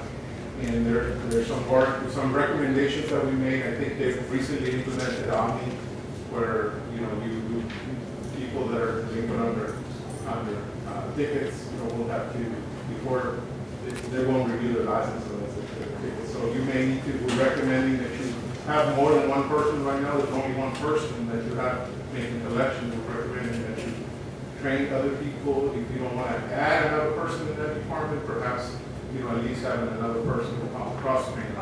Yes. And there's other recommendations. You've entered into an agreement that looks like a really good agreement with a third party, and but it hadn't been fully utilized. And so there's other areas that we have recommended. For example, One of the areas that's very important is the competitive procurement. If you purchase anything over 50,000, you require taking construction, and even if it's other types of services, it's a good idea to go out for proposals on that, to go out for competitive procurement. As you go through all these projects, it's important that you take care of that. Also, the budgeting function, I understand the new finance director is addressing that, but yeah, that's been needing a lot of improvements, so I'm glad that he's addressing that area. The debt service fund right now is on a deficit because the calculation of the debt service tax rate was not done properly, and so there's not enough money in there that was deposited so that you would have enough money to pay for the debt. Now, you did make all your debt payments, which is good. You're in good standing, but there's not enough money that's being set aside. There's some cleanup on the books that needs to continue to be done. And I think you've hired a very good consultant, Randy Howard. Yeah, he's done a good job. In the absence of a finance director, he came in and he fit in nicely.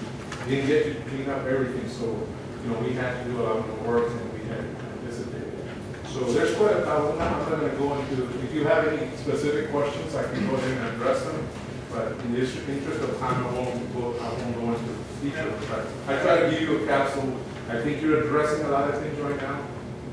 And so I encourage you to continue in that direction because I think overall it will be a benefit to the city, moving forward the city in that direction. So if there's any questions, I'll be happy to do it. Any questions? So Melissa, thank you very much. Again, thank you for your hard work. And here we are. We're fortunate to have a finance director like with the choice with this and we're ready to hire someone for accountants, which is needed. So yeah, we'll basically actually take those recommendations that implement very often. Mr. Weiss and you, Mr. Robinson, together to work on those recommendations. Okay. All right, sir. Thank you very much. Mayor, can I say something? Absolutely. On what he said about the municipal court on the third person, the net data and the collection, I just want to tell the council, we have collected over 18,000 from June 10 to today on the private collection company. Well, people want the yard rights, they say. You still cross the line. One of the discussion, yeah. One of the recommendations, anytime you can have on, what our experience has been in other cities is that collections should pretty much double. So that means that you got to have someone in there to make those collections. So that's why we're recommending that you probably going to need more help in that area. Excuse me. You just want to think about Charlie. No, We're not going to cross-train the judge. He's only there 2 days. Okay, members, thank you very much, Mr. Mendoza. Thanks so much for your time and all the information. A motion be made by Councilman Nieto to approve resolution 2013-6416. Do I have a second? Seconded by Councilwoman Mesa. Members, any questions? Could we get one of those kids to go help her? They are. We have. I think we have. But they're going to take them, all of them away. They're going to go to their summer rec. They're originally hired apparently for the summer rec. They're just with us temporary. So I'm only going to have mine till next Wednesday. Aren't they supposed to be doing office work? I think there's any area of public service that will be available for that. Can you keep a couple there? Yeah, we'll look at it. Yeah, Oh, I think we're and the judge cannot collect money per the auditor. Right, we don't recognize it. We won't tell nobody. Do it. Like, I mean, I'm gonna be off tomorrow, so the office will be closed. That's what he's saying. We need somebody like a collector. I will fill it. Okay, that's good. I got it.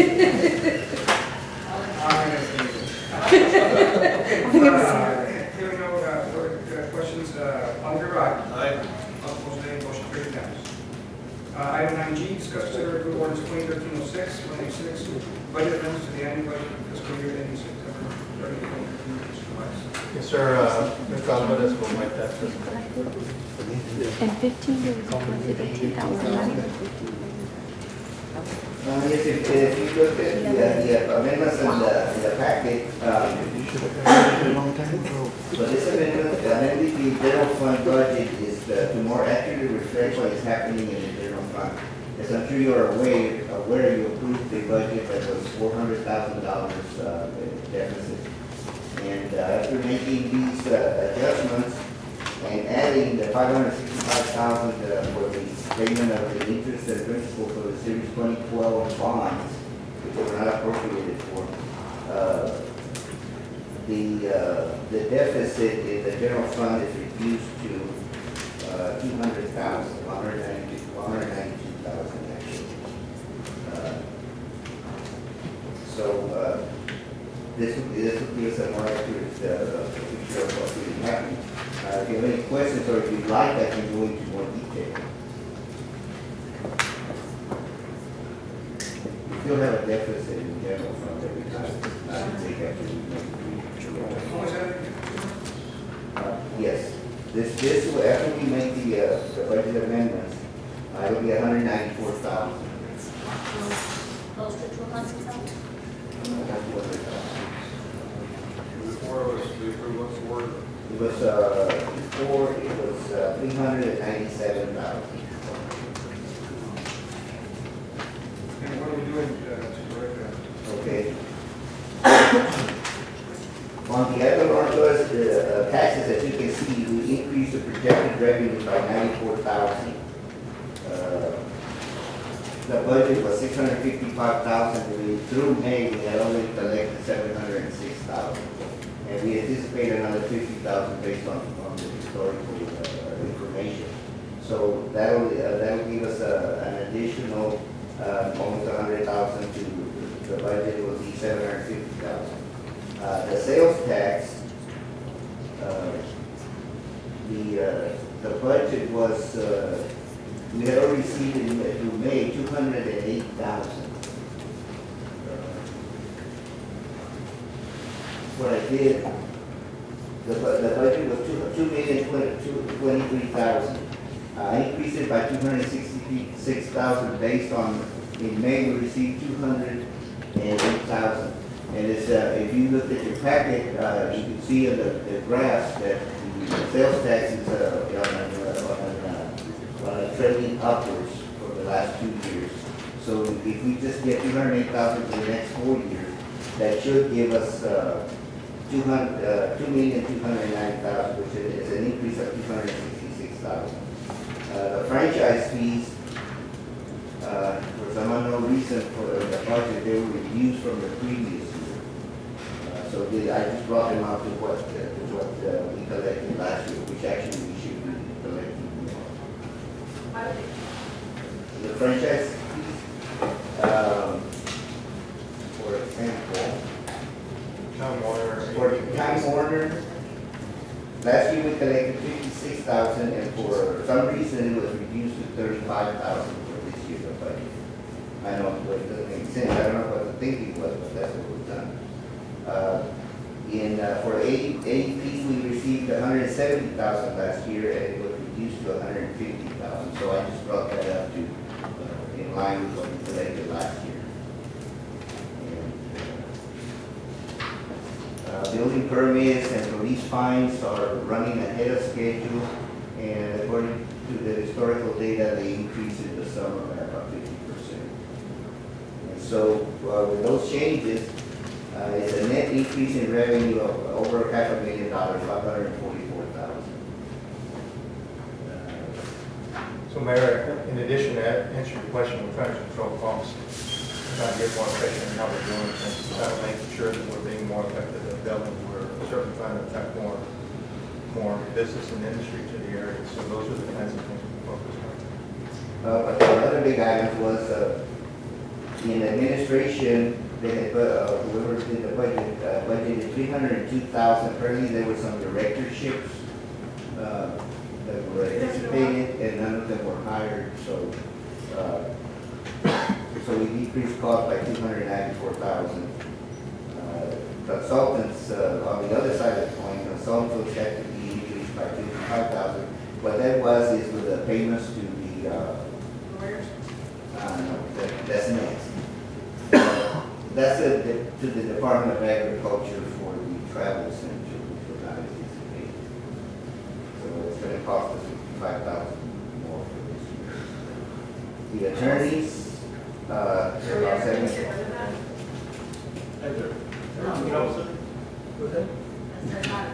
They're not putting pressure on them. So they hope. No, the city's making payments, which if I understand correctly, should be.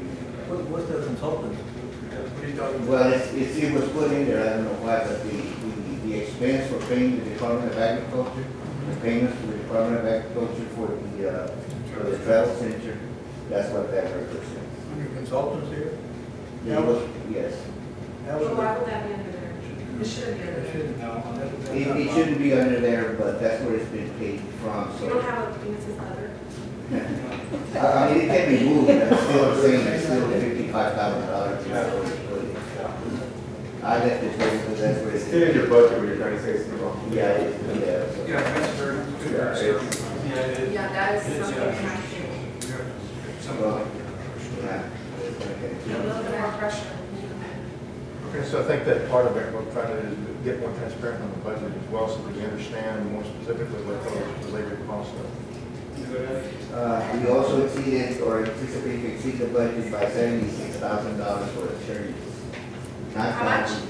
76,000. Not his fees, No, right? not his, it was in the budget already. It was in the No, that's good. The other big item was in streets. There were some positions that were budgeted and not filled by, so that allowed us to increase expenses by 120,000 also. However, that was, I mean, all that up to here is great, but since we didn't appropriate $560,000 for the payment of the city's 2012 bonds, that's why we still have a deficit in the budget of funds.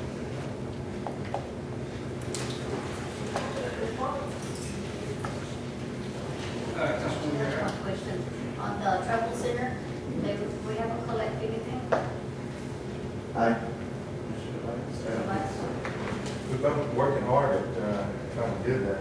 However, very little response. I mean, we called the partners in, we talked to them, talked about the importance of servicing that, doing their duties, and to know that today. I don't know if you want to. Those payment arrangements that they have set up, there's not something in there, if they break the payment arrangement, well, there's nothing we can do, right? Well, the city is liable to the Department of Agriculture, so it's coming to us. They don't care about the third party lease. So if they don't pay us, we have to pay it. Right. So do they pay their water and stuff with We pay their fuel. Anyway, they have paid like 15,000, and the city has paid like 118,000.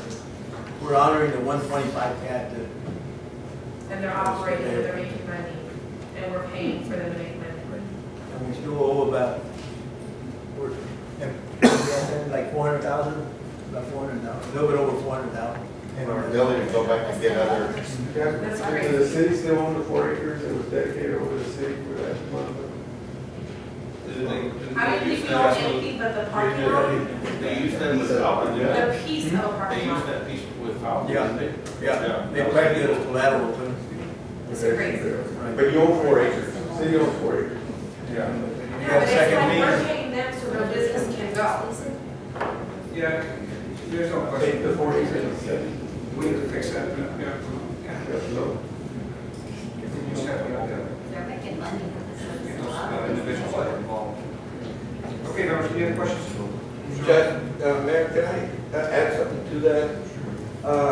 There was they get a tax abatement, and if I understand correctly, they've been paying some, and it was a note with no interest for about 7 or 8 years. I think that the city shouldn't worry too much about that. I think the city will get their money back from this organization, from the travel city. But they're having trouble right now, you know, like everybody else. I think they took a big bite. And here I'm kind of fishing for the people from there, but I feel that if you all are a little bit lenient, you all have to pay that debt to the state, to the Fed anyway. And he is paying his sales tax. I don't know how you all are flipping that around. I think that in the information that you all got was that they got some credits. Is that correct, Mr. Tobias, from some sales? You know, it's when you talk to the state controller, it sounds like it's easy for you to get to understand how much sales tax they pay, but you have to get a form that you have to submit to them, authorizing them to release that data, and guess what? We don't get that data. And that's all important to disclose, because that's the assurity that we have to, you know. I'm sure they will pay, but one bank is foreclosed on it now. No, I'm not aware of that. No, they haven't. They were going to, right? It was set in for August, they proposed on one track, the Gaza property, and then they pulled the papers from the foreclosure for the August. All right, I'll skip there. Thank you, Sotos. Members, I motion to approve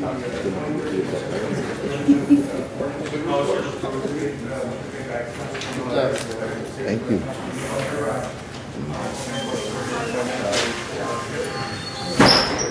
This motion. Item H. Let's see.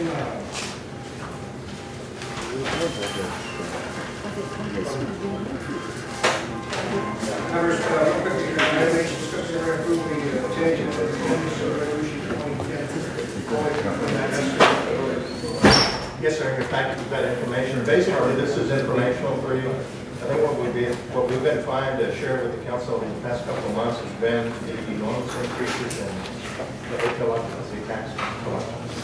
The budget amount is $440,000 for the year. We're expecting we're going to be somewhere between $800,000 to $1 million in hotel occupancy taxes. Resolution 2010 indicated that the chamber would get 30% of it, the museum would get 15% of it, and I think no one ever anticipated that in 2 years, from 2010 to 2013, that we would be allocating this kind of fund to any of our major contractors.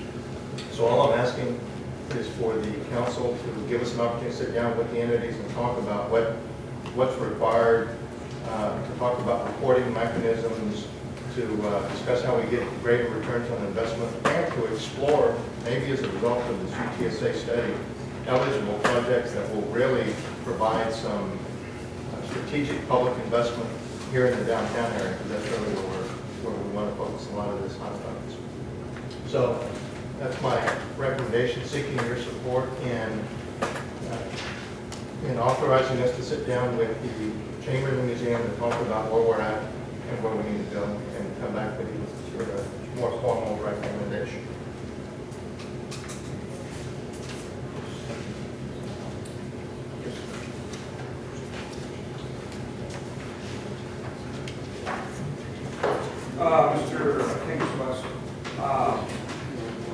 Mr. Mendez, President, would you like to say anything?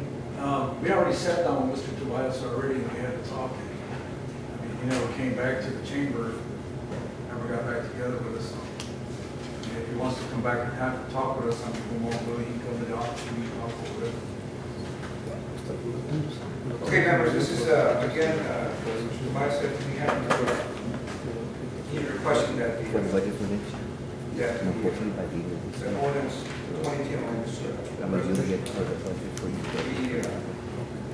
be able to be changed to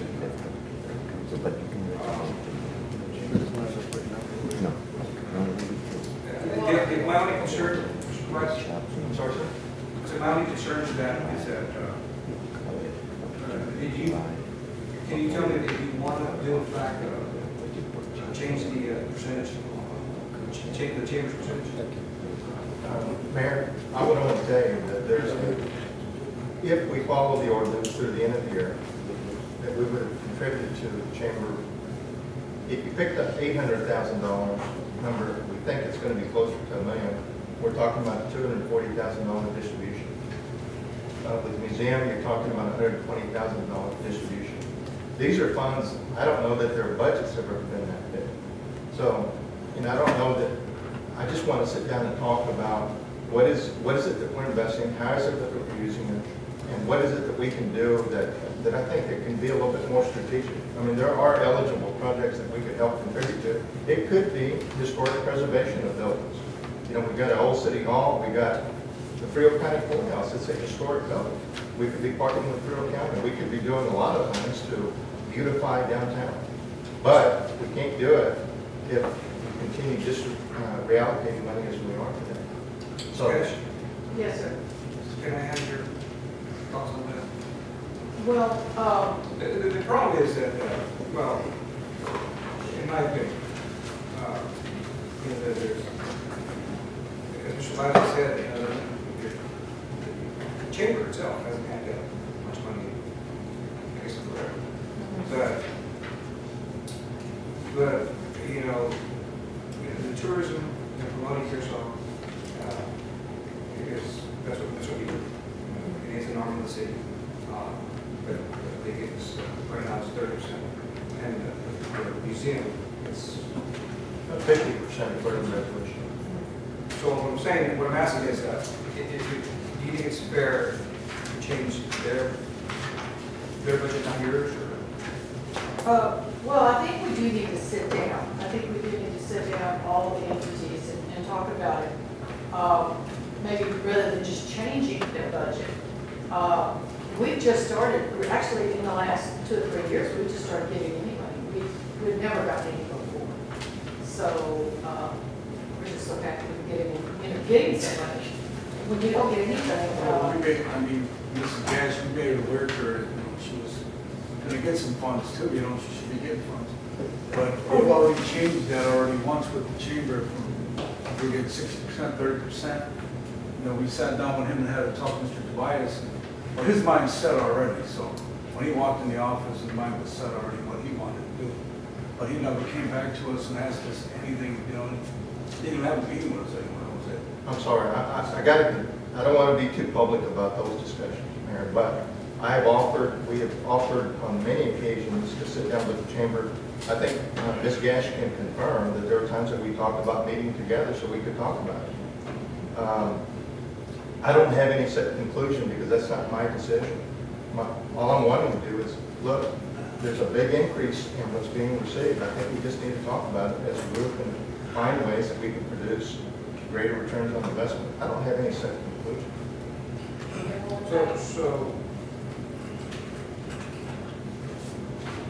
So is it okay with you, Mr. Lance, if you just, for the record, just, you do want us to, the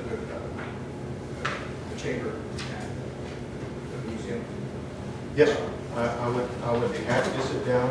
I would love to have someone from City Council be present at the meeting so we establish a date, because what happens sometimes is we can have meetings sometimes. Look, if we're the biggest contributor to some of these organizations and they don't return our calls, there's a big issue. So I'd love to have someone from City Council represent, to kind of be the, if you want to call it a mediator, kind of talk through this thing, just so we talk about it. I do think we do need to have someone from City Council because, everybody has their own little vested interest. You know how that goes. But I do think, I don't know what this resolution 2010, I haven't read it, so I'm not really sure what it says. And I just think that it's your museum, the chamber, and Mr. Tobias, as well as one of us, go in there to, talk about it, but they're getting a lot of money. So, sit here and say, okay, chamber, what are y'all's plans? What have y'all done these couple of days? Okay, museum, let's see what y'all got in store coming up. It's a lot of money, so we definitely have to sit down and say, okay, John, y'all are fixing to get this money that y'all never even had in y'all's hand. what are y'all gonna do with it? Do you need help? You know, do you need recommendation on how to spend it? I think we just need to become united and come together and work something together. I think so. And I think And we do need some representatives. And I would love to go my. We used to have, we appointed Ms. Dash, for your information, we appointed 2 council members. Oh, to work Yeah, on but it? they're no longer here, so we have to appoint. Well, my question is real simple. Can we, or will you accept the meeting prior to the amendments? Yes, sir. Yeah, I'd be happy to sit down, as I said, to have all of us sit down together with the city representative, city council Okay, representative. my next question is, do you have a problem with us tabling that? No, sir, I do not. Thank you very much. Ms. Gaddis, thank you for your time. Tremendous. Member commissions to table, we get the, all the parties involved, iron out all the differences and come up with a great plan for the city. Make a motion to table this agenda item, Mayor. Thank you, Councilman Melendez. Motion made by Councilman Melendez, seconded by Councilwoman Rodriguez. Mayor Pro Tem Rodriguez. All in your aye. Motion carries. Mr. Pollack, real quick, we're getting ready to go into the executive session. I didn't realize you were back there, I'm sorry. Do you want to? No, I just wanted to kind of mention, you know, own property around Mississippi, circle. But the opportunities that Pearsall have right now are great. And I see it. I see a lot of people, citizens, I think. I just don't want to see us not capture opportunities that we have. Mine's on the west side, my property. I don't want to speak personally, but I'm going to say for the citizens, people want better, and we have opportunities to make Pearsall better. Don't let opportunities pass us by. And you know, being the main hub between Laredo and San Antonio, I mean, I want better places for my kids. I think a lot of people do. I've got personal issues with, let's just say, a big box coming to town. Does anybody in here not think that that's going to affect my personal business? It is, tremendously. But I can see also that people want what they want. And I'm in a different position than you. You as elected officials, you know, you're put in those places to listen to the citizens. And I would hope that the citizens can, you know, be heard and that y'all support and do what's good for this city. You know, I think Mr. Tobias, I'll speak on his behalf a little bit, has done a great job. A little bit, I knew all of the city managers. I've been here for 17 years running a business, and I think he's done a great job. So that's kind of what, you know, wanted to kind of get involved in. And I think all those that are here right now, I think heard from someone here. Right. Citizens over here, so they very good. Thank you. They're on the same boat, and I think we're all on the same boat. So thank you for your time, sir. Thank you. This time, item 10, executive session in accordance with Texas Government Code 551, 074, and 072. I have a motion made to executive session at Council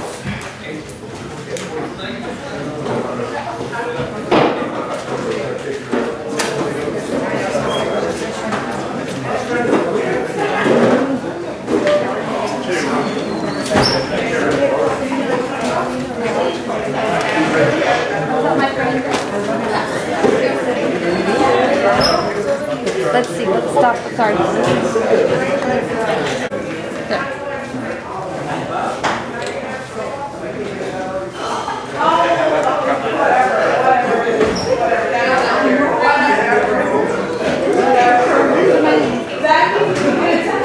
What? Oh, that's why I took her on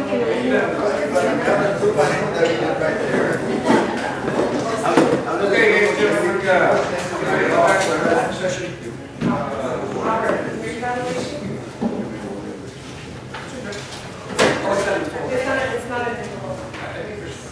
I kept those score sheets, but the actual evaluation is what you want. I'm sorry, I got it right here. Do you want the score sheets also? Do I need a copy? Okay, do I have a motion to adjourn the session? Motion. Made by Councilman open session at 9:35.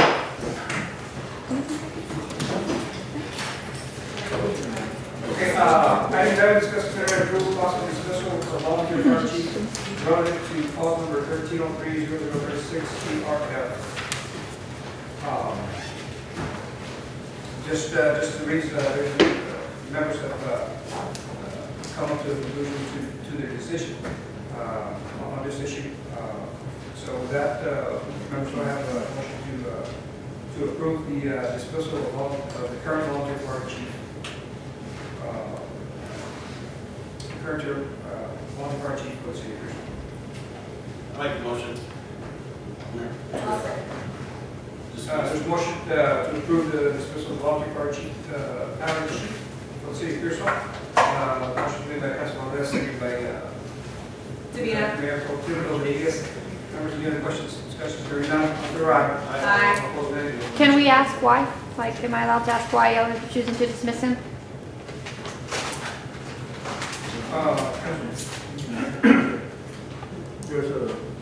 There's an indictment, there's a Yes. court number. So it's because of the indictment y'all are choosing, nothing else that he's done? Just because of the indictment? Well, it's a criminal act. Yeah. Yes, okay, I just didn't know if there was something else, okay. Item 12, discuss, consider, and approve the status report from Shelton and Valadez regarding Municipal Police Salcedo versus City of Pearsall. Members, I think that, again, the council has accepted, or moved to accept the letter received from Mr. Salcedo. And, No, this is on a different report, just approve this report. Okay. The other one, Amy had. Okay. okay, members, I have a motion to accept the letter from Mr. Salcedo. I make a motion to accept the letter from Mr. Salcedo. Motion been made by Councilwoman Yadigal. Do I have a second? Second by Mayor Pro Tem Rodriguez. Any questions? Hearing none, all in favor, aye. Aye. All opposed, nay. Motion carries unanimously. Item number 13, discuss consider and approve the job force evaluation of city manager as per his contract and our city manager, Rob Elias, for the record. Again, the council has approved the performance evaluation, and that will be submitted to motion made by Mayor Pro Tem Rodriguez to approve the performance evaluation, and seconded by Councilwoman Anissa Garay. Aye. Motion carries unanimously. Item number 14, approval to pay bills. Members, any questions on the bills? I have a question on page 5, March order contract for $12,975.